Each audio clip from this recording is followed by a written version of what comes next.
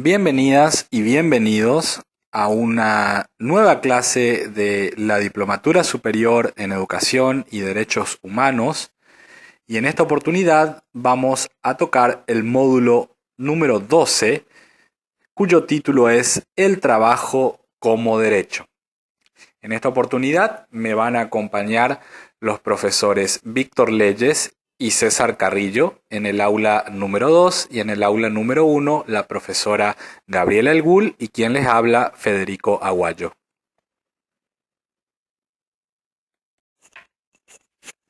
En este módulo vamos a trabajar el concepto del trabajo humano,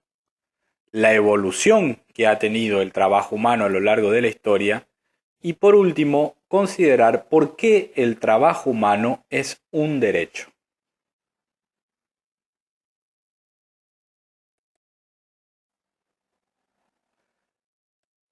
Los objetivos que nos trazamos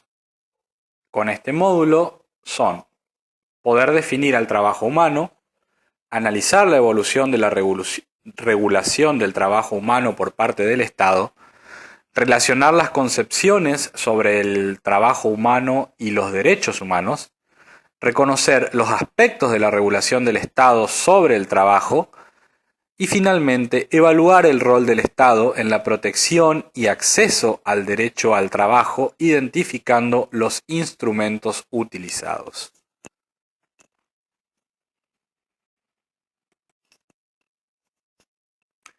Si tenemos que ensayar una definición del trabajo humano, podemos decir de que es una actividad productiva y creadora realizada por el hombre, la cual emana de un acto de propia voluntad, es decir, el hombre quiere trabajar porque así lo desea. Y el fin de este trabajo es lograr su realización como persona, es decir, íntimamente vinculado al concepto de dignidad de la persona humana. Y además también tiene un plus que es la importancia económica que tiene esta actividad para la contribución en la generación o en la producción de riqueza. Ahora bien, esto que vamos a intentar en esta clase es a modo de introducción del derecho del trabajo. Como ustedes comprenderán, una introducción de una materia tan extensa quizás amerite una clase más larga, pero hacer este ejercicio de simplificación que tenemos que hacer para que todos los conceptos puedan ingresar, es quizás una invitación a ustedes, quizás a modo de estímulo para que luego con mayor cuidado y mayor tiempo puedan revisar cada uno de los conceptos que vamos a ir tratando a lo largo del desarrollo de este módulo. Para hablar del derecho laboral, tenemos que comprender que existen básicamente algunas claves de lectura del derecho laboral o de esta rama del derecho. Podríamos comenzar o podríamos hablar del nacimiento del derecho laboral a partir de la revolución liberal y la irrupción del sistema de libertades, en particular la libertad de trabajo va a aparecer como una novedad, es decir, el trabajo humano en las etapas anteriores siempre estuvo caracterizado por notas bien distintas a la del principio que en derecho se conoce como de autonomía de la voluntad, es decir, la posibilidad de que la persona, por el hecho de ser libre, decida hacer algo o no hacerlo. De ahí lo de autonomía y voluntad referido a la decisión de la persona de hacer algo. Antes de eso existía solamente sometimiento y falta de voluntariedad, es decir, las personas estaban en cierto modo sometidas al trabajo y tenían que hacerlo porque no tenían otra opción. en general y a lo largo de la historia, las formas del trabajo humano estuvieron sometidas a relaciones como de la esclavitud, el vasallaje, las corporaciones, la aparición de los gremios, es decir, manifestaciones donde también hubieron muchas restricciones de la libertad, y la revolución liberal y este sistema de libertades y aparece como uno de los datos relevantes a la hora de dar o hablar de los orígenes de nuestro derecho laboral. Personalmente entiendo que el elemento decisivo es justamente la aparición de la libertad del hombre. Es decir, el hombre, como decía recién, las formas de trabajo tradicionalmente estaban vinculadas a vínculos no voluntarios o bien no plenamente voluntarios. Y con las ideas y con la irrupción de las ideas liberales, aparece el contrato como el contrato de trabajo, ¿no? Como una manifestación concreta de esta libertad que estamos hablando. ¿Sí? Si se quiere, una manifestación muy luminosa de esa libertad, porque el contrato es libertad. La posibilidad de contratar es expresar la voluntad de una persona, en este caso el trabajador, de decidir iniciar un vínculo, ¿no? Porque así lo quiere. Y eso es necesariamente un signo gozoso del ejercicio de la libertad. Sin embargo, en el campo de las relaciones de producción, solo eso, era esto posible porque la lógica del sistema indicaba que el sometimiento del trabajador era casi necesario para de alguna manera ejercer una especie de control disciplinario sobre la conducta del trabajador, ¿sí? Pero si vamos a hablar sobre el trabajo y cómo el trabajo humano se convierte en un derecho, tenemos que comprender de que a partir del ejercicio de esa libertad del hombre, que pudo decidir ejercer una actividad a favor de otra persona, es que aparece la idea de contrato de trabajo, ¿sí? Y esta idea de contrato de trabajo aparece como una mezcla eh, indiscernible de libertad y sometimiento. Es decir, es una mezcla de contrato libertad y contrato sometimiento. Es una paradoja justamente. Y esta particularidad es la que diferencia el contrato de trabajo de cualquier otro contrato de los que podemos realizar las personas. Decía que el contrato de trabajo simultáneamente combina contrato libertad y contrato sometimiento. Y en ese componente de sometimiento se da lo que se conoce como una desigualdad específica. Aquí en la imagen que estamos compartiendo vamos a observar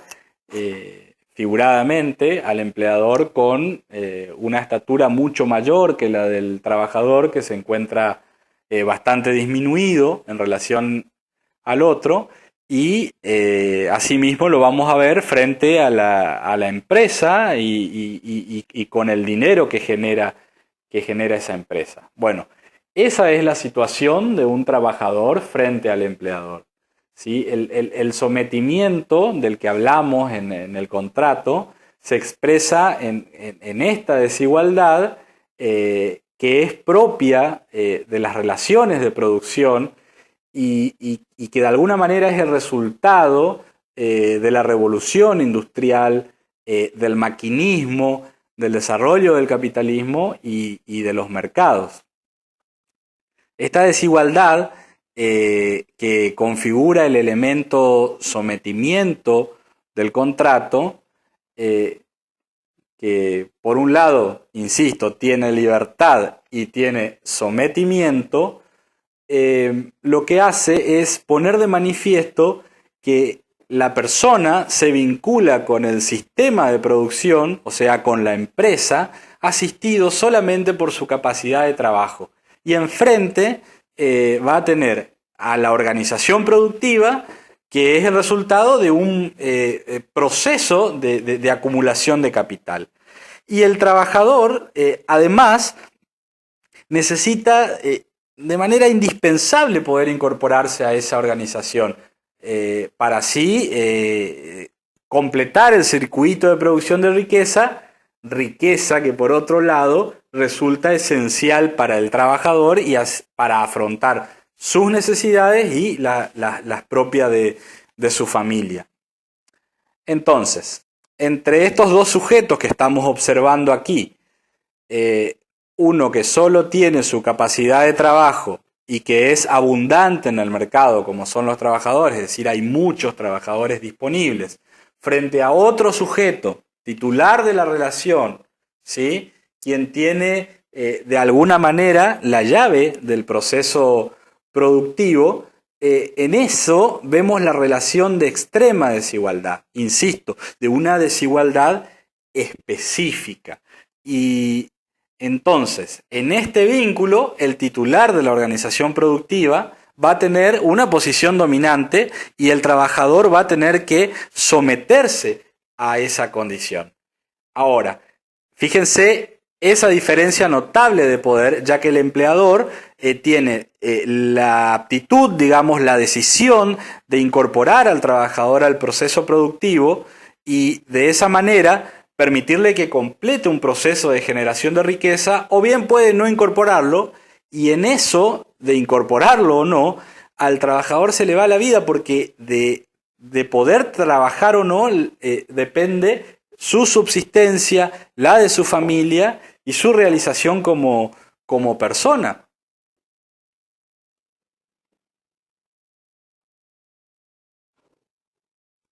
Ahora bien, una vez incorporado el trabajador a la empresa, también el empleador tiene la posibilidad de decidir mantenerlo al trabajador en el puesto o despedirlo.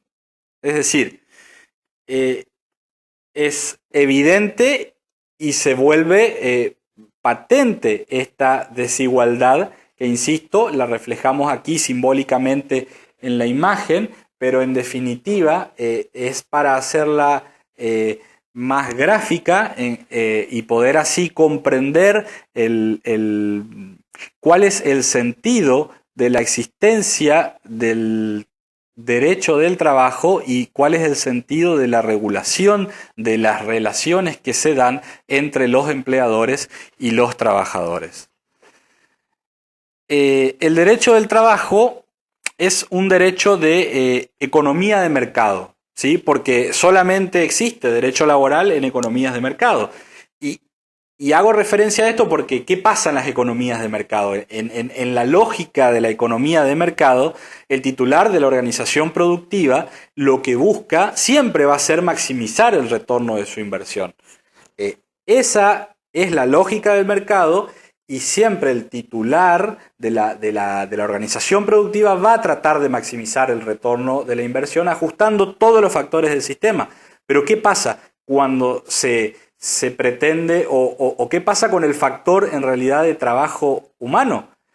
Maximizar la tasa de retorno en cuanto al trabajo humano significa pagar lo menos posible, que es obligar al trabajador a trabajar el máximo de horas posibles o en jornadas extenuantes, hacer trabajar al operador sin los recaudos necesarios que aseguren su salud o su seguridad o higiene en el trabajo. Pero esto pasa no porque necesariamente los empleadores sean, digamos, sujetos perversos y que busquen el mal de las personas a quienes contratan como empleados, sino porque básicamente la lógica del mercado es el que lleva a las empresas a maximizar su tasa de retorno sin hacer mayores análisis sobre los efectos de los trabajadores. También es necesario aclarar que en la actualidad, en el campo de la gestión de los recursos humanos y de las relaciones de producción, está comprobado que se obtienen mejores niveles de productividad y mayores tasas de ganancia cuanto mejores condiciones laborales tienen los trabajadores, ¿sí? Pero bueno, hasta acá describimos qué vemos de esta relación que está. El punto es, ¿qué pasa si esa relación solo está regida por las decisiones de los privados? ¿Es necesario que el Estado intervenga a regular? Pensemos en la situación, en lo que pasaba antes de las regulaciones. El empleador tenía poder sobre la persona y el cuerpo del trabajador, y el trabajador ningún derecho. Es decir, eh, podía prescindir de él en cualquier momento eh, sin derecho a la otra persona a reclamos de ningún tipo. Lo mismo pasaba en el caso que hubieran algún tipo de accidente. Es decir, esta desigualdad que fuimos tratando de perfilar a lo largo de esta explicación es la que marca la relación laboral y es la que de alguna manera hace necesaria la intervención, en este caso, del Estado a través de distintos sistemas de regulación que vamos a ver un poquito más adelante para justamente volver efectiva la protección de los derechos de los trabajadores y también garantizar la posibilidad de la realización de procesos productivos, y esto es regular la actividad de los empleadores. Entonces, retomando lo que veníamos diciendo, el trabajador pone en su trabajo su tiempo y su proyecto de vida. Y entonces, no es un recurso humano, es una persona que de alguna manera deja su libre albedrío de lado y se pone a disposición de otra persona, y que a su vez esta otra persona va a tener la facultad de dirigirla, de ordenarla, y todo ello a cambio del pago de un precio en dinero, ¿sí? Lo que sería, entrego mi vida, mi tiempo a cambio de dinero. Esa es la clave y ahí está el intercambio de prestaciones en la relación laboral y los riesgos que ello implica. Entonces, como decíamos, el Estado va a ser el encargado de garantizar la integridad psicofísica del trabajador y el ejercicio de sus derechos laborales, dictando todas las normas necesarias para ello.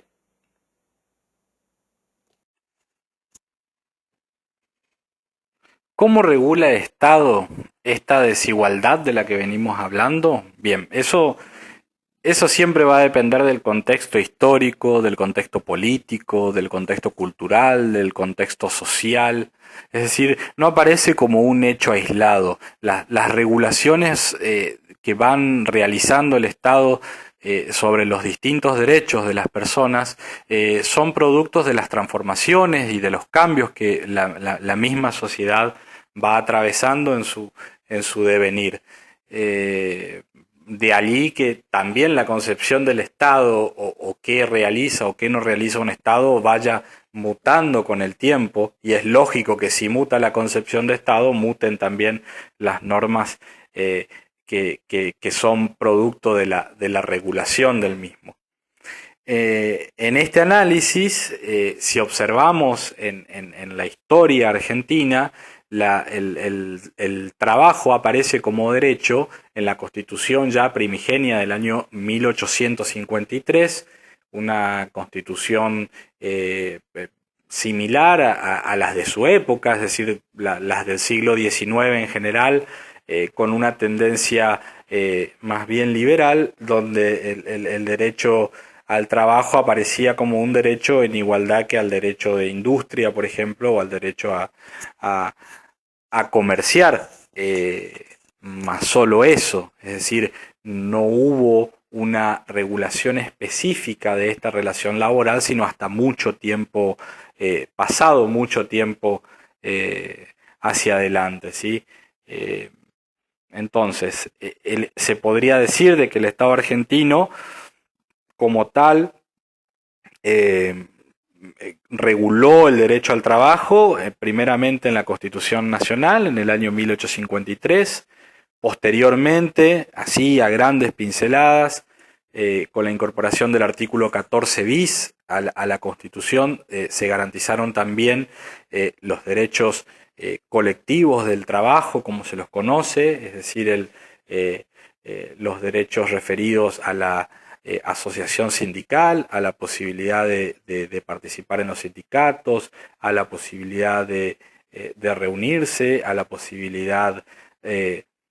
de poder ejercer el derecho a huelga como ejercicio legítimo de un derecho dado por la Constitución. Y luego de esa reforma aparece quizás el último eslabón en esta cadena de protección estatal, que es la ley contrato de trabajo, la que rige actualmente con sus distintas modificaciones y regula las relaciones entre los trabajadores y los empleadores.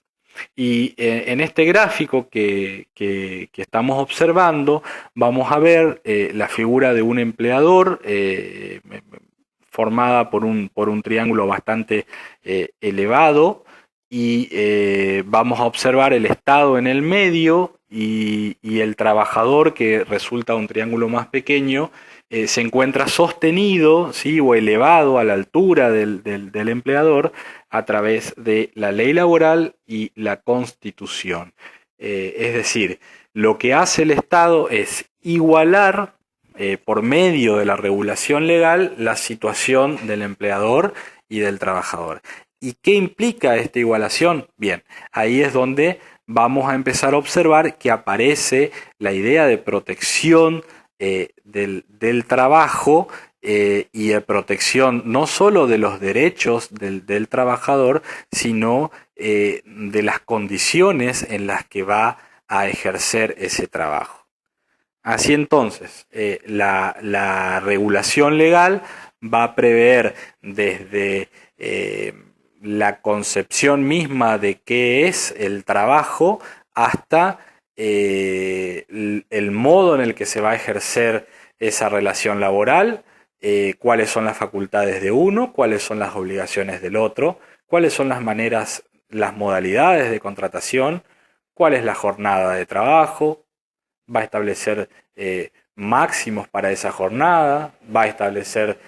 parámetros en cuanto al pago de remuneraciones, va a establecer cómo finaliza una relación laboral, cuáles son los modos para que finalice esa relación laboral y cuáles son los derechos emergentes de la finalización de esa relación laboral. Es decir, regula todo lo que está dentro de ese marco de cuestiones que se pueden suscitar entre un empleador y un trabajador. Es decir, esta desigualdad de la que hablábamos más temprano, el Estado lo que hace es eh, equiparar al trabajador por medio de legislación, estableciendo una igualdad legal, ¿sí? ¿Cómo se manifiesta esta igualdad legal? Pues bien, el trabajador, por ejemplo, a la hora de querer ejercer su derecho y reclamar algo al empleador, tiene acceso a la justicia, es decir, hacer su reclamo judicial sin pagar el costo de lo que implica iniciar un reclamo judicial, ¿sí? Eh, Eso que parece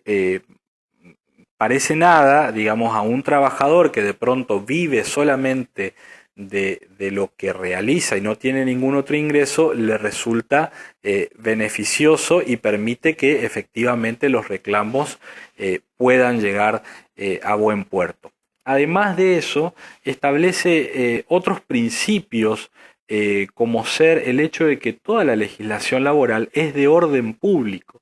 El orden público significa que está vedado que las partes puedan modificar aquello que la ley establece. Es decir, solo se admiten las formas así como fueron pensadas por la ley y no de otra manera. Esto está justamente para resguardar los derechos de los trabajadores. A su vez, prevé algunas otras circunstancias, como por ejemplo el hecho de que los derechos de los trabajadores son irrenunciables. Eso implica que, por ejemplo, por más de que un trabajador firme un papel, digamos, donde diga de que a pesar de que le corresponde indemnización, digamos, por haber sido despedido, él renuncia a esa indemnización, técnicamente eso es nulo porque si, y eso lo manda la ley, porque si el trabajador tiene derecho a la indemnización, es decir, se hizo acreedor de la indemnización, él no puede renunciar a eso. Eso se llama en derecho laboral irrenunciabilidad de los derechos laborales y es un principio rector en la materia laboral en la redacción actual que tiene la ley. También rigen otros principios como el principio de buena fe, es decir, que las dos partes tienen que actuar durante todo el contrato con eh, buena fe, es decir, comportándose como se comportaría un buen hombre de negocios y un buen trabajador, sin dobles intenciones y no buscando ventaja uno sobre otro y cumpliendo con lo que manda la ley. También prevé otra pauta que es una regla, si se quiere, del derecho laboral que se conoce como indubio pro trabajador o pro operario. Eso significa, en caso de duda, ¿sí? Hay que estar a favor del trabajador y es decir, si llegado el caso en un juicio existe duda sobre la prueba o sobre la norma a aplicar, si es sobre la prueba y hay duda, corresponde que se beneficie al trabajador. Y en el caso de que haya duda sobre la norma a aplicar,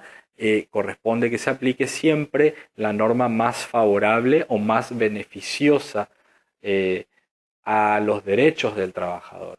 ¿Sí? Entonces, esto que es una enunciación quizás un poco eh, apurada y a grandes rasgos de lo que es nuestra legislación laboral, está simplemente para graficar que el Estado regula las relaciones laborales dando marco a esas relaciones, estableciendo cómo se tienen que dar y haciendo que ese marco sea de orden público, es decir, que no pueda ser modificado por las partes, ¿sí? Las partes tienen que someterse a lo que la ley dice. Otro aspecto importante que me estoy olvidando hasta acá de comentar es que también el Estado regula todo lo relativo a la salud de los trabajadores y a los riesgos y accidentes de trabajo que se pueden producir en ocasión del trabajo o yendo al trabajo, con motivo, en ocasión o in itinere, como se llama en derecho. Es decir, que la regulación estatal abarca la relación laboral y todas las contingencias posibles y resultantes de esta. Además de ello, también es importante destacar de que existen otras instancias de protección que no están previstas específicamente en la ley contrato de trabajo, pero que también regulan situaciones derivadas de las relaciones laborales.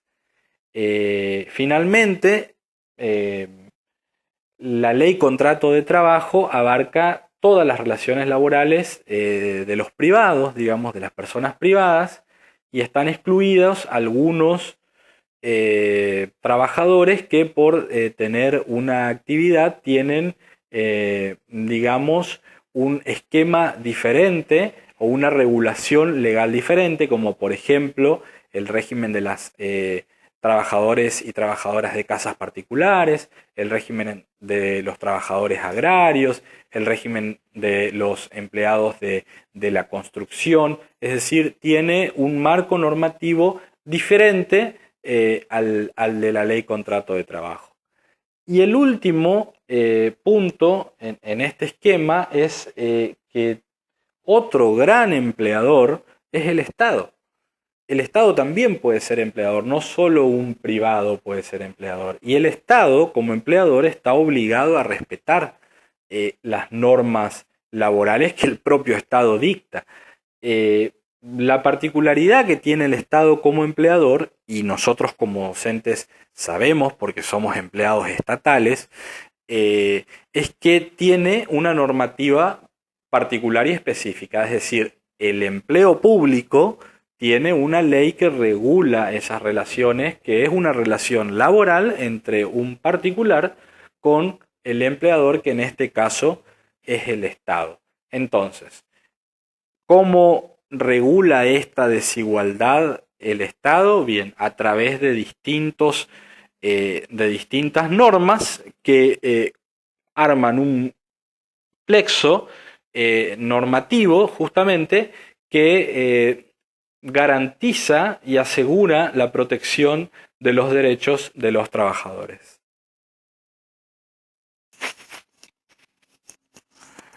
En la protección del derecho al trabajo y el derecho de los trabajadores convergen múltiples regulaciones. Regulaciones que son de índole algunas nacionales, como hacíamos referencia hace unos instantes, y otras que son de índole internacional y también obligatorias por encontrarse ubicadas en nuestra Constitución con la misma jerarquía que esta. Así, por ejemplo, en la Declaración Universal de Derechos Humanos, el artículo 23 de la misma establece: toda persona tiene derecho al trabajo, a la libre elección de su trabajo, a condiciones equitativas y satisfactorias de trabajo y a la protección contra el desempleo.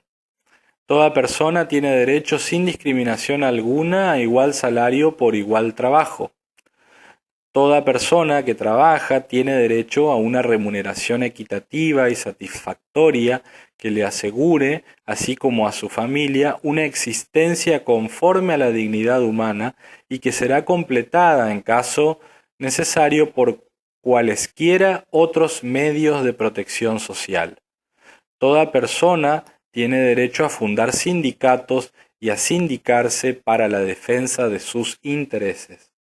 Luego, el artículo 24 de la misma declaración establece: toda persona tiene derecho al descanso, al disfrute del tiempo libre, a una limitación razonable de la duración del trabajo y a vacaciones periódicas pagadas. La Declaración Universal de los Derechos Humanos resulta bastante clara en cuanto a cómo se entiende al trabajo, ¿sí?, como un medio de realización del hombre, de realización de la persona humana, y también de alguna manera obliga al Estado a garantizar estas condiciones para el ejercicio del trabajo de las personas. Decía que existía una convergencia entre la legislación nacional y la internacional, porque en nuestro Estado el artículo 23 de la Declaración Universal de los Derechos Humanos tiene su reflejo en el artículo 14 bis de la Constitución Nacional, cuando establece las condiciones dignas y equitativas de labor. También podemos mencionar en relación al artículo 24 la jornada limitada que se prevé en el 14 bis de nuestra Constitución, el descanso y las vacaciones pagas también previsto en el 14 bis,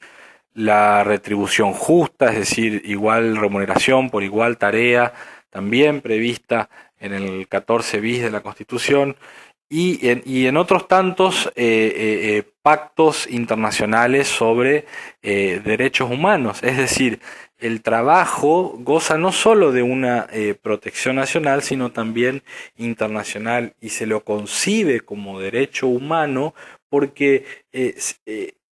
si pensamos desde la interdependencia e interrelación que tienen los derechos humanos, no se puede realizar un derecho si no se permite el ejercicio de otro. Entonces, una persona no puede realizarse como tal si no puede trabajar y con ese trabajo tener una existencia que sea eh, conforme a la dignidad humana. ¿Sí? Una persona para ser digna tiene que poder trabajar y así poder realizarse. Y lo importante de esta regulación, tanto la nacional como la internacional, es que no hace distinción sobre la persona que vaya a trabajar. Es decir, toda persona no habla haciendo una diferencia de que alguna persona tendría más derecho que otra a poder trabajar. Cuando se refiere a todas las personas, se refiere a todas las personas humanas y eh, y esa amplitud de definición es la que hoy día se exige en cuanto, a ver, si lo pensamos desde que existen grupos más vulnerables en una sociedad y estos grupos son los que quizás tienen menos acceso a las fuentes laborales, se podría pensar de que el Estado tendría que garantizar a través de los distintos medios de protección la posibilidad de acceso al trabajo para esas personas que se encuentran por distintas razones imposibilitadas de acceder a un trabajo y con ese trabajo ganarse dignamente su vida, ¿sí? En ese aspecto, y podemos hacer mención por haberse aprobado recientemente, la Argentina,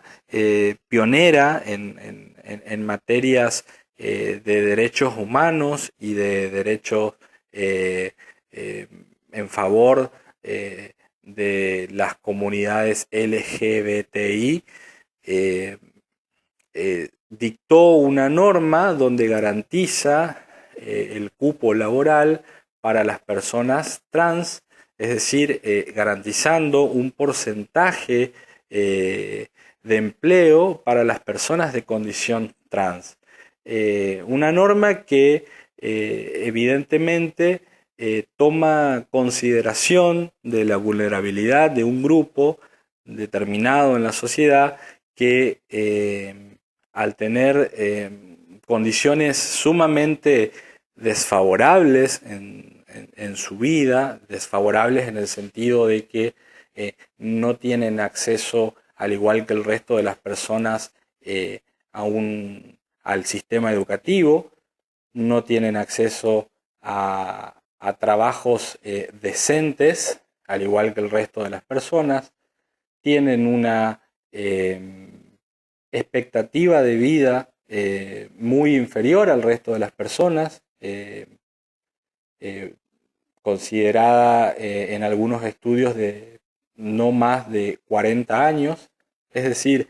un grupo de personas que presenta eh, múltiples signos de vulnerabilidad y que justamente el Estado, tomando esa función y esa obligación que viene dada por normativa, en este caso la Declaración Universal de los Derechos Humanos, eh, lo que hace es garantizar y promover el acceso, en este caso de un grupo vulnerable, para que pueda, por medio del trabajo, mejorar su condición de vida.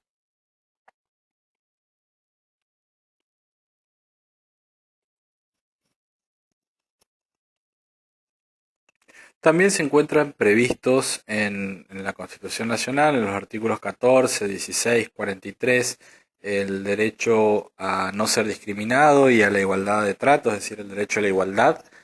la participación en las ganancias en las empresas por parte de los trabajadores, 14 bis de la Constitución, la protección contra el despido arbitrario también en el 14 bis, lo que implica que una persona no puede ser despedida sin una justa causa de despido. También el 14 bis prevé la libertad y acción sindical, es decir, la posibilidad de las personas y de los trabajadores de asociarse, de formar sus sindicatos, y estos sindicatos a su vez tienen regulación legal, es decir, el Estado a través de una ley regula el funcionamiento de estas entidades que nuclean y agrupan trabajadores de diversas actividades y que tienden a la defensa de los derechos de cada sector de trabajadores. Es decir, son los propios trabajadores representados por ellos mismos en cuerpos colectivos mucho más grandes que tienen en el esquema de representación argentino, tienen la posibilidad de negociar las pautas y las condiciones de trabajo con los empleadores. Es decir, más allá de la regulación específica, legal, de la ley contrato de trabajo, el empleador tiene que negociar las condiciones con el sindicato de la actividad según se trate la actividad que realiza el empleador, ¿sí? Y esta regulación se da a través de lo que se conocen como convenios colectivos de trabajo, donde los empleadores y las entidades sindicales o las entidades gremiales pautan las condiciones de las distintas actividades, como por ejemplo la duración de las jornadas, el esquema o el organigrama de los trabajadores, cuáles son las funciones asignadas a cada tarea, el régimen de descansos, el régimen de licencias, es decir, una serie de situaciones vinculadas al ámbito ya específico del trabajo. Pero lo importante aquí es que la ley argentina le da esa facultad a las entidades sindicales que, como ya lo tengo dicho, son justamente quienes agrupan y nuclean a trabajadores de una misma actividad. La importancia de que la Constitución garantice la libertad de asociación sindical es sobre todo que si pensamos en esa desigualdad originaria que hablábamos al principio de esta clase, los sindicatos también garantizan que las condiciones laborales sean siempre favorables para los trabajadores. O al menos esa es la idea del diseño legal. Los sindicatos están para que los trabajadores puedan gozar de la protección de sus derechos laborales. Y a la hora de sentarse a negociar esas condiciones laborales, tengan el peso de los empleadores de estar negociando con toda la representación de los trabajadores y no con un solo trabajador, ¿sí? Esa es la función del sindicato. Podríamos pensarlo como antes de la existencia de los sindicatos, el empleador lo atendía de pie al trabajador y el trabajador tenía que someterse a lo que él decía. Ahora, con los sindicatos, el empleador tiene que sentarse en la misma mesa que los trabajadores a negociar las condiciones de trabajo. Eso es el resultado de años y años de lucha de la clase obrera, de la clase trabajadora, que ve luego de todas esas esfuerzos, no solamente puestos en protestas en las calles, sino muchas veces pagados con sangre por persecuciones, eh, es, se ven reivindicados con la posibilidad que otorga el Estado argentino de garantizando la libertad sindical, garantizando la libertad de asociación de las personas y garantizando que en esos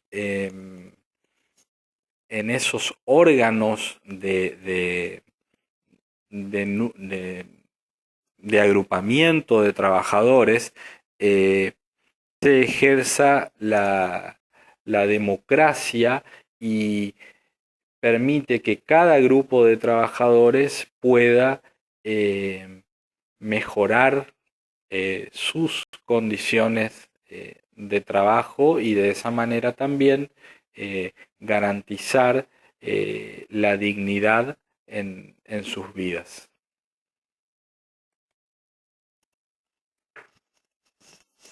Dentro del esquema de protección internacional del trabajo encontramos a una agencia tripartita de la Organización de Naciones Unidas que es la Organización Internacional del Trabajo. La OIT reúne a gobiernos, a empleadores y a trabajadores. Actualmente cuenta con 187 estados miembros y la finalidad de la organización es establecer normas internacionales del trabajo, formular políticas, elaborar programas, promoviendo el trabajo decente de mujeres y hombres en todo el mundo. En la estructura tripartita de la Organización Internacional del Trabajo, trabajadores y empleadores tienen el mismo derecho a voto que los gobiernos durante las deliberaciones de los órganos de la OIT, y esto garantiza que las opiniones de los interlocutores sociales queden efectivamente reflejadas en las normas, en las políticas y en los programas que desarrolla la Organización Internacional del Trabajo.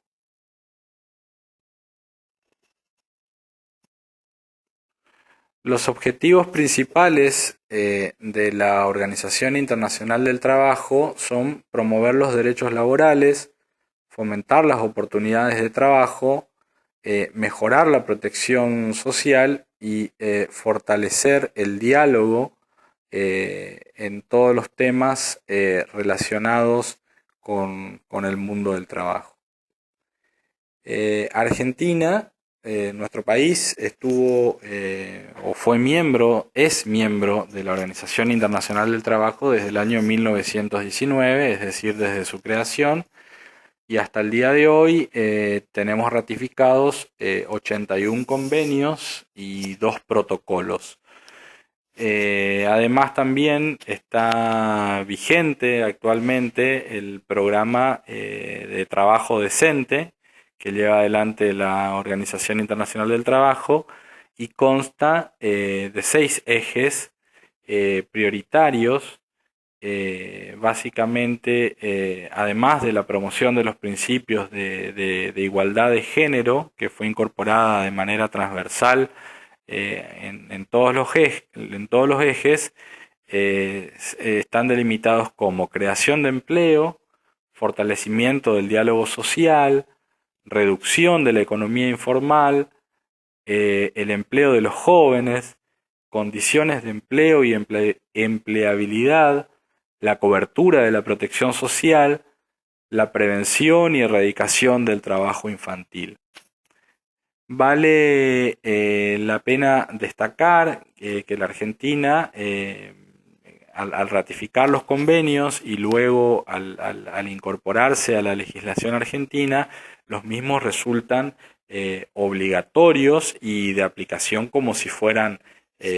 ley local. La importancia de la existencia de organismos como la OIT es que a pesar de las diferencias existentes entre los distintos países del mundo,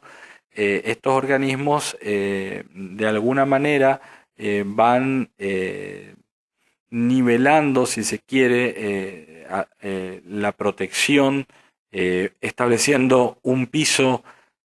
mínimo para determinadas cuestiones. Entonces, lo que se logra es fomentar, al menos progresivamente, la mejora en las condiciones laborales, la mejora en la protección y el fomento a un trabajo decente para todas las personas.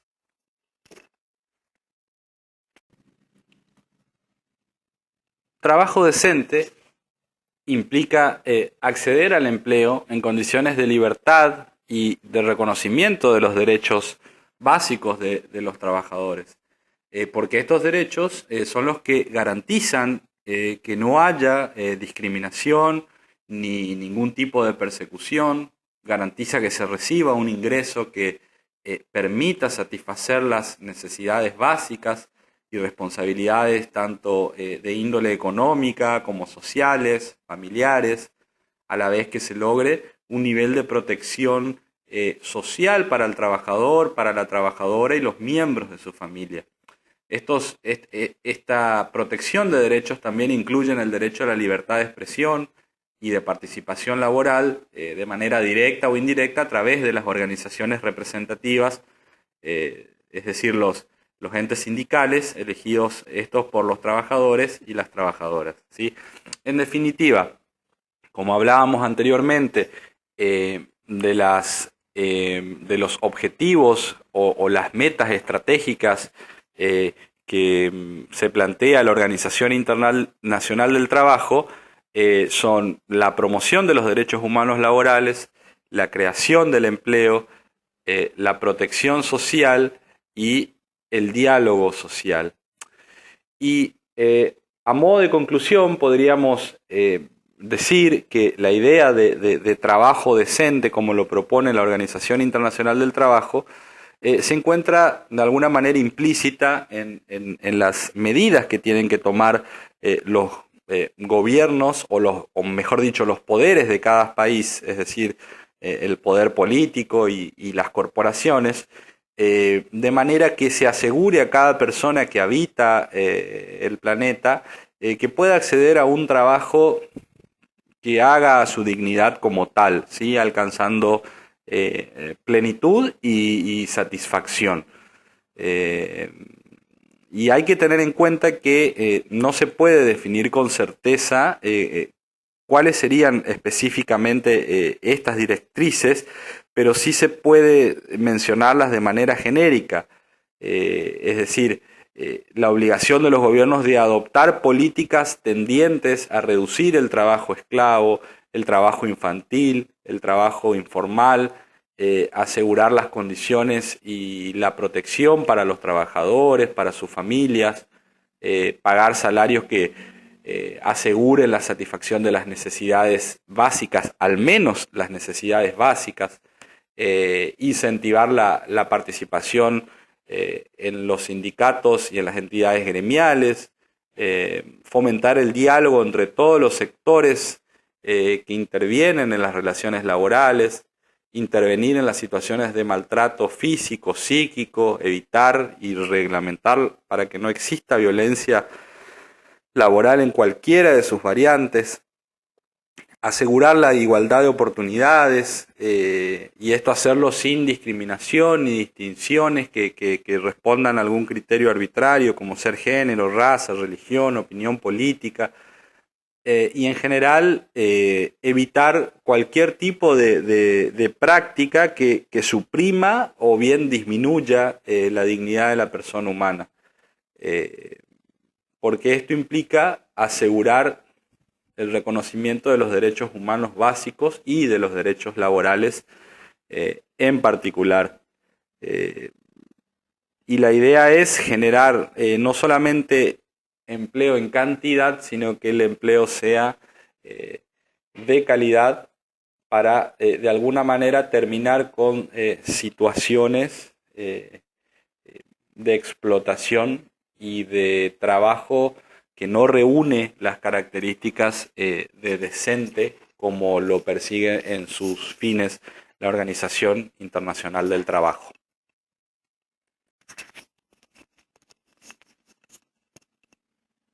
A modo de ajustada síntesis, podríamos decir que la relación entre el trabajador y el empleador es una relación de dependencia jurídico-económica, ¿no? Y que el derecho laboral se caracteriza por ser una rama del derecho que va a legitimar la intervención del Estado en la relación jurídica que existe entre dos partes, es decir, en la relación, en este vínculo que existe entre el empleador y el trabajador. Y esta intervención estatal va a estar justificada justamente a partir del reconocimiento de esta desigualdad preexistente entre estos dos actores, porque hay una diferente, una distinta posición económica y jerárquica, que por un lado tenemos uno de los sujetos, el empleador, que va a dirigir al trabajador, y por otro lado el trabajador que va a obedecer y ejecutar aquello que se ha comprometido a cambio del pago de un salario, ¿no? Entonces, en ese punto, en esa relación, en esa desigualdad, vamos a encontrar la particular estructura jurídica que resulta funcional al modelo de explotación capitalista industrial que regula las relaciones de tipo individual entre empleador y trabajador. Además de eso, también regula las relaciones colectivas, ¿no? Es decir, las relaciones con los sindicatos. Entonces, si miramos la evolución histórica, vamos a observar que el trabajo aparece entonces no solamente como un derecho, sino como un fenómeno social, porque si se quiere, una de las las primeras libertades que tuvo el hombre fue la posibilidad de trabajar libremente, ¿no? Entonces, observemos que pasó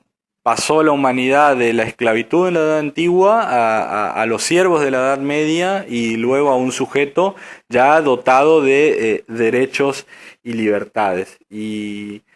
Y a partir de esto, la irrupción también del Estado como agente regulador de estas relaciones. Pero estas regulaciones se van dando necesariamente a partir de los diferentes cambios políticos y sociales que se van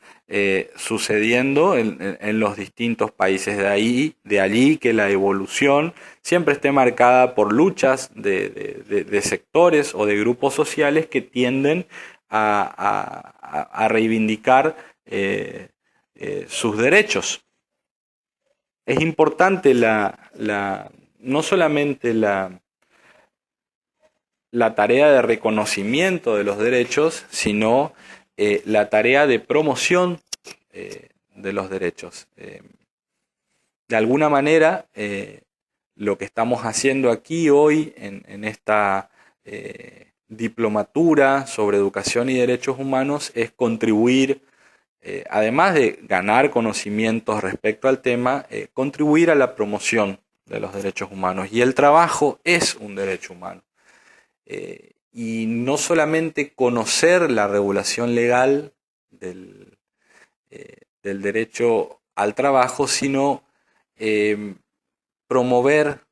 que todas las personas sepan y conozcan que tienen derecho a contar con un trabajo digno, decente, que les permita vivir con dignidad, valga la redundancia, y además que puedan realizarse como personas, ¿sí? La idea de trabajo como derecho humano aparece vinculado a la dignidad humana, a la idea de realización de la persona, y es si se quiere, el piso mínimo de dignidad que todas las personas tienen, ¿sí? De ahí su regulación central en, en, en los derechos humanos. Finalmente, me gustaría hacer una reflexión. Aquí en la placa observamos un texto que dice: más de 3.000 personas al día mueren a causa del trabajo que deben hacer para vivir. Trabajadores del mundo entero sufren 250 millones de accidentes cada año.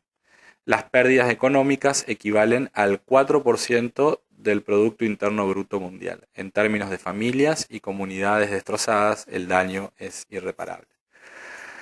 Entonces, esto que planteamos acá como realidad implica quizás que hay aún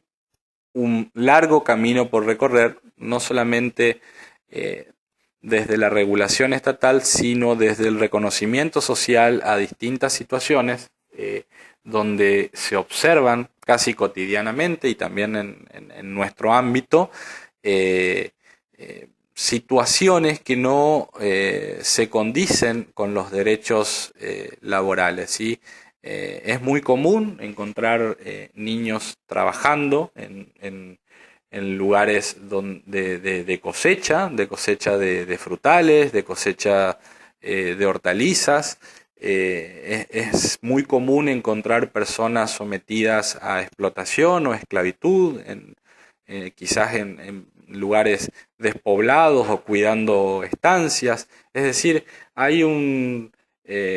rango muy amplio de situaciones que exponen que expone la realidad, demostrando que sujetos vulnerables, es decir, personas que no necesariamente, personas, perdón, que no cuentan quizás con una formación o que no saben que tienen determinados derechos, se ven en la encrucijada de tener que aceptar determinadas relaciones de explotación ante una necesidad de no insatisfecha en su vida, es decir, al no poder subvencionar su vida.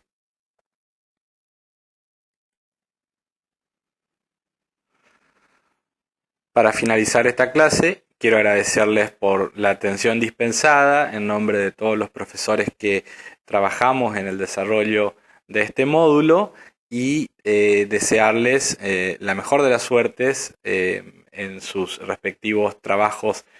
finales. Muchas gracias y que se encuentren muy bien.